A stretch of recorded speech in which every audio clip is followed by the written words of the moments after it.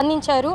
అదేవిధంగా శ్రీనివాస్ యాదవ్ గారు, అయ్యా శ్రీనివాస్ యాదవ్, నువ్వెవరో నాకు తెలియదు, నేను చూశాను, నీకు మా జనసేన నాయకులు అవసరం లేదు, జనసేన వీర మహిళలు చాలు, నువ్వు ఏ టైం చెప్తే ఆ టైము, ఏ సెంటర్ చెప్తే ఆ సెంటరు రా, నువ్వా మేమా అనేది తేల్చుకుంటాం. మా పవన్ కళ్యాణ్ గారి జోలికి వస్తే నేను గుడ్డలు ఊడదీసి ఏం చెయ్యాలో చేస్తాం, నీ ఇష్టం చెప్తున్నాము. కొట్టిన చోట కొట్టకుండా కొడతాను ఆ కొడక అనుకుంటున్నావేమో. నువ్వు ఏమనుకుంటున్నావు? మా పవన్ కళ్యాణ్ గారి గురించి మాట్లాడతావా? అర్హత ఉందా నీకు? మా పవన్ కళ్యాణ్ గారి గురించి మాట్లాడే అర్హత నీకుందా నా కొడక? ఏమనుకుంటున్నావు నువ్వు? ఎలా పడితే అలా మాట్లాడుతున్నావు? రెండు తెలుగు రాష్ట్రాల ప్రజలందరూ ఆరాధ్య దైవంగా కొలుచుకునే మా పవన్ కళ్యాణ్ గారి గురించి మాట్లాడితే మా కుటుంబం సైతం మేము పక్కన పెట్టి పవన్ కళ్యాణ్ గారి కోసం మేము ఏ నాయకుడు చేయనటువంటి విధంగా ఈరోజు డెవలప్మెంట్ చేస్తున్న వ్యక్తిని చూసి మీకు కుళ్ళు పుట్టి ఈరోజు మీరు మాట్లాడే మాటలేంద్రా? స్టాండప్ కమెడియన్లు అనే పేర్లతో ఈరోజు రఫీక్ అనేవాడు ఒకడు, అదేవిధంగా మరొకడు ఉన్నాడు అనుదీప్ కట్టికల అనేవాడు ఒకడు. ఈరోజు పవన్ కళ్యాణ్ గారి మీద, పవన్ కళ్యాణ్ గారి కుటుంబ సభ్యుల మీద, పవన్ కళ్యాణ్ గారి కించపరుస్తూ ఈరోజు మాట్లాడుతున్నారు. మీలాంటి వాళ్ళకి ఇంకొక మారు చెప్తున్నాం, నెల్లూరు నగర జనసేన పార్టీ నుంచి ఒళ్ళు పగిలిపోద్ది మీరు కానీ ఇటువంటి మాట్లాడారంటే. ఎందుకంటే మాకు ఇటువంటి వ్యాఖ్యలు మేము ఎప్పుడూ మాట్లాడం. ఎందుకంటే పవన్ కళ్యాణ్ గారు మాకు నేర్పించిందే క్రమశిక్షణ, మాకు నేర్పించింది క్రమశిక్షణే.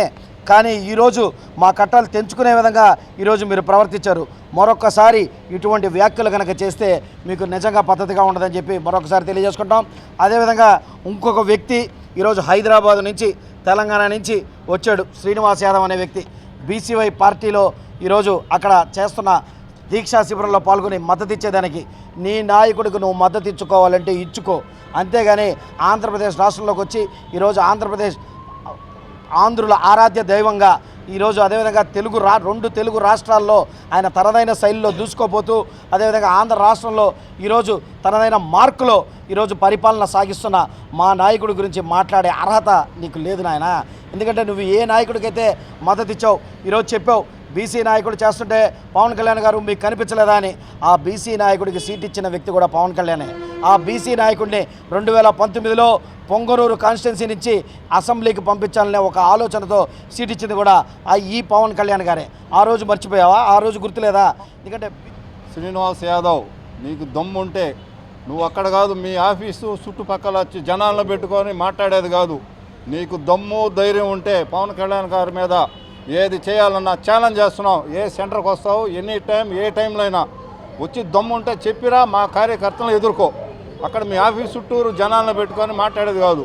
ఇప్పుడు రా, నీకు దమ్ము ఉంటే నెల్లూరు వస్తావా, విజయవాడకు వస్తావా, సెంటర్లో రా, సెంటర్కి వచ్చి మాట్లాడి అప్పుడు తెలుసుకుందాం. ఊరికే అక్కడ అనుచిత వ్యాఖ్యలు చేసి ఏదో సోషల్ మీడియాలో హైప్ చేసుకోవాలని చేసేది కాదు.